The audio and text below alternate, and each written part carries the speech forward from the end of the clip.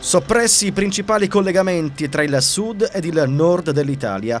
La situazione è più difficile in Sicilia, dove rimangono solo 10 treni per la terraferma. Metà partono da Palermo, gli altri da Siracusa. Il resto dell'isola è tagliata fuori e di conseguenza saranno licenziati centinaia di lavoratori. Agrigento, dopo aver perso il collegamento ferroviario con Milano, la mitica Freccia del Sud, adesso non ha più nemmeno il treno diretto per Roma.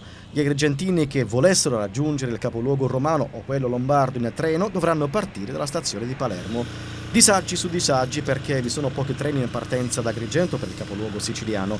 Poi da oltre un mese alcuni viaggi da Agrigento per Palermo sono stati cancellati per lavori in corso sui binari.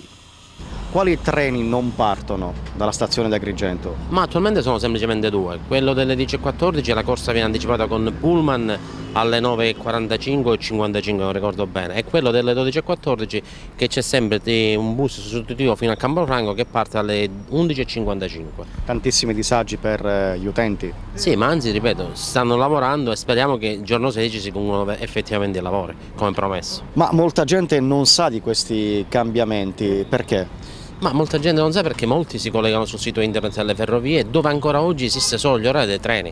Purtroppo le ferrovie, ripeto, per questi lavori sulla linea anticipano le partenze dei pullman per dare la possibilità a chi deve prendere delle coincidenze di arrivare in orario, perché partendo con l'orario del treno in pratica si vanno a perdere le coincidenze, perché il pullman impiega più tempo. Ecco perché si anticipa. Non bisogna andare purtroppo sul sito internet delle ferrovie per avere gli orari, bisogna chiamare i centri di assistenza e di informazione. Per andare a Milano da Agrigento? Devo andare a Palermo, poi da Palermo a Roma. A Roma poi prendo il Milano.